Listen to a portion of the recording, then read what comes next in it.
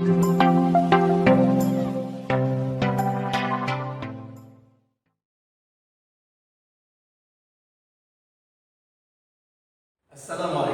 warahmatullahi wabarakatuh. Alhamdulillah wassalatu wassalamu ala Rasulillah wala haula wala quwata illa billah. Anak-anakku semua, bagaimana kabarnya hari ini? Ya. Alhamdulillah, I'm glad to hear that you are fine this morning. I think you are ready to study together now. Okay, let's doa before study. Rabbi zidni ilman warzuqni fahman. Rabbi shrah li sadri wa yassir li amri wahlul 'uqdatam min lisani yafqahu qawli. Amin. Hari ini kita akan lanjutkan pelajaran pendidikan agama Islam dan dipekerti keluarkan buku anak-anak semua, buku 2 untuk kelas 11. Silakan buka buku halaman 175 bab 10 tentang prinsip dan praktek ekonomi dalam Islam. Baik, sebelum kita lanjutkan pelajaran ini, silakan dibuka halaman 176. Kita awali dengan tilawah Al-Quran. Semoga kita dirahmati oleh Allah Subhanahu wa taala dan mendapatkan ilmu yang bermanfaat. Halaman 176 atau Al-Quran di rumah bisa dibuka pada halaman ke-66 surat Al-Imran ayat 130 ya. Dimulai dari ayat 130. Siap? Saya mulai ya. A'udzu billahi minasy syaithanir rajim. Bismillahirrahmanirrahim. Ya ayyuhalladzina amanu la ta'kulur riba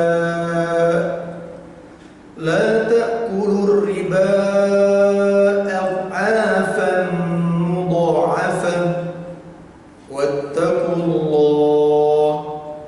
wattaqullaha la'allakum tuflihun.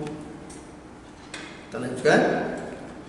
Wattaqun naral lati uiddat lil kafirin wa ati'u allaha war rasul la'allakum turhamun.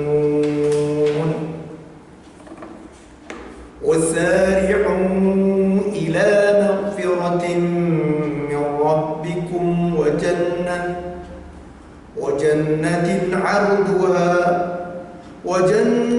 عرضها السماوات والأرض أعدت للمتقين. Baik, kita simak artinya. Wahai orang-orang yang beriman, janganlah kamu memakan riba dengan berlipat ganda dan bertakwalah kepada Allah agar kamu beruntung. Dan peliharalah dirimu dari api neraka yang disediakan bagi orang-orang kafir. Dan taatlah kepada Allah dan Rasul-Nya agar kamu diberi rahmat. Dan bersegeralah kamu mencari ampunan dari Tuhanmu dan mendapatkan surga yang luasnya seluas langit dan bumi yang disediakan bagi orang yang bertakwa. Shadaqallahul adzim.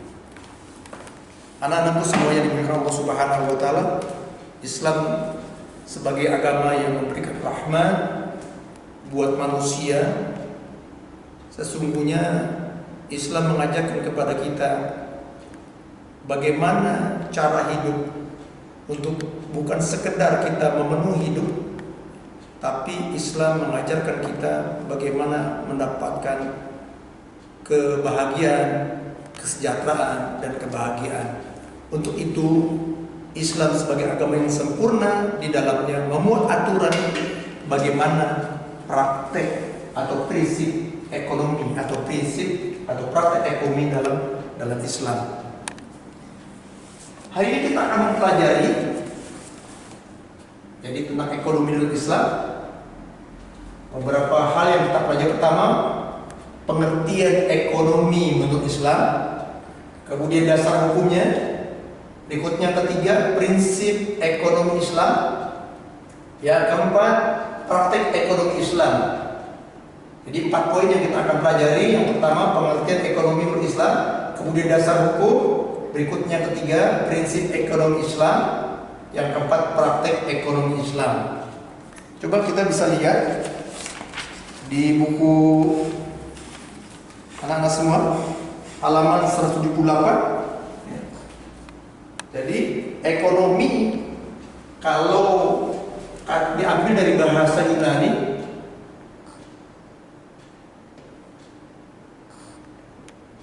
ekos dan nomos. Ya, kita lihat di halaman 178. Oikos atau oikos nomos.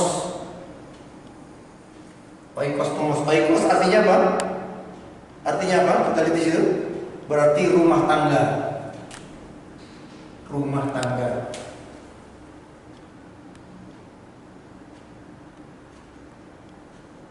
Nomos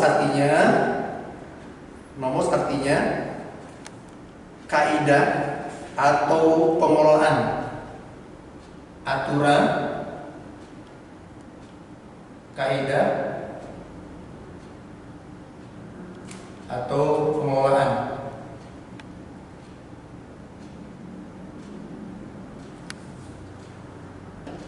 Jadi secara bahasa, ya. Kemudian diambil dari bahasa Arab.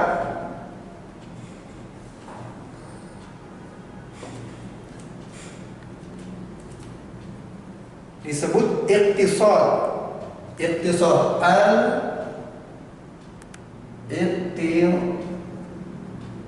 al-iqtisad, yang artinya hemat dengan perhitungan. Yang artinya hemat dengan perhitungan.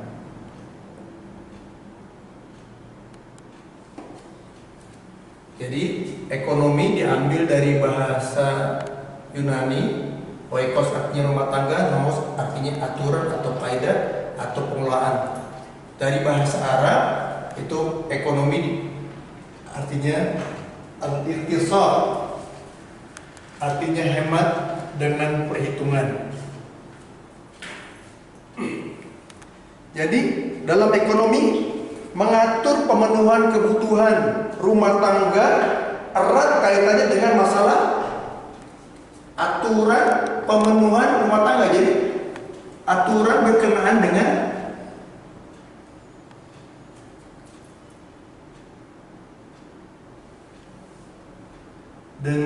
pemenuhan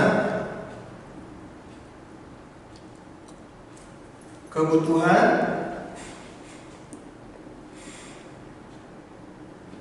rumah tangga, ya, kebutuhan rumah tangga, aturan atau kaidah-kaidah yang berkenaan, ya, berkenaan dengan pemenuhan kebutuhan rumah tangga.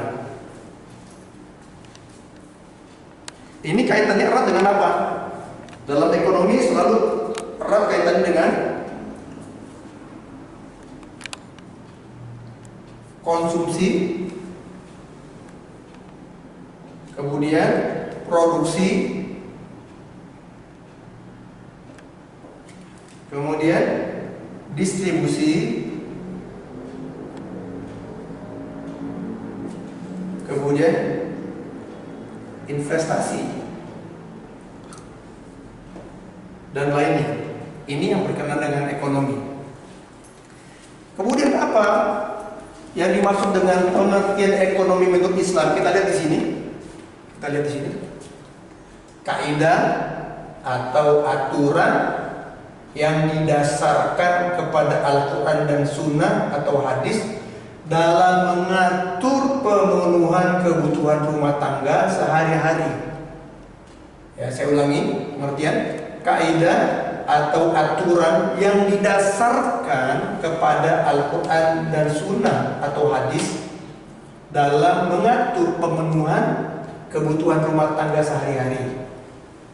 Ini disebut juga sebagai ekonomi Islam atau ekonomi syariah. Ekonomi Islam atau sering disebut juga ekonomi syariah. Jadi kita sebagai seorang muslim ya, hendaknya mengikuti ketentuan yang telah digariskan di dalam Al-Quran maupun Sunnah dalam pemenuhan kebutuhan rumah tangga kita atau kebutuhan sehari-hari kita. Yang kedua, kita lihat coba dasar hukumnya. Dasar hukumnya kita bisa lihat surat Al-Baqarah ayat ke-168. Di buku kalian bisa dibuka halaman 179. Ya, dasar hukumnya, ya ayuhan nas kulu mimma fil ardi halalan thayyiba wala tatabi'u khutuwati syaitan innahu lakum aduwwun mubin.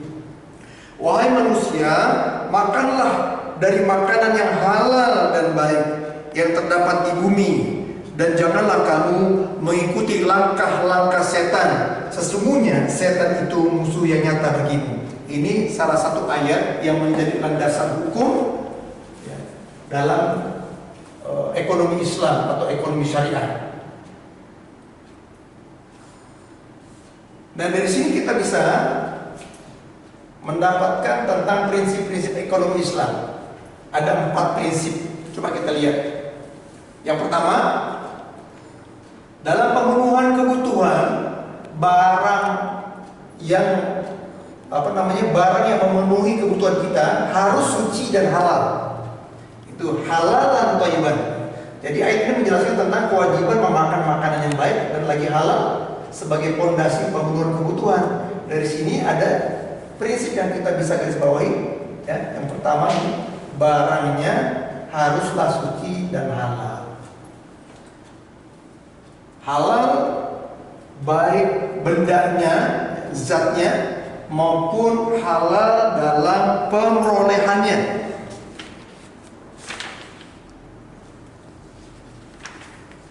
Kemudian yang kedua, tidak mengandung unsur riba. Ya, tidak mengandung unsur riba. Kemudian yang ketiga, tidak ada unsur goror. Apa tuh goror? Penipuan. Contoh misalkan orang menjual sesuatu, kemudian dia lihatnya bagus, sampai di rumah barang itu tidak bagus. Nah, itu namanya penipuan. Jadi jangan sampai ada satu pihak yang dirugikan. Kemudian prinsip berikutnya keempat adalah tidak ada unsur paksaan. Oke ya, itu 4 prinsip ekonomi dalam Islam. Jadi dalam pemenuhan kebutuhan kita 4 hal yang harus menjadi pegangan kita. Pertama, barang itu harus suci, halal, tidak mengandung riba. Ya, dalam proses pemenuhan itu tidak boleh ada unsur riba, tidak boleh ada unsur goror, tidak ada unsur paksaan. Kemudian berikutnya yang keempat, bagaimana praktek ekonomi Islam? Yang pertama, kita kenal yang namanya baik, ya, baik atau jual beli. Yang sudah kita kenal sama-sama, apa itu jual beli?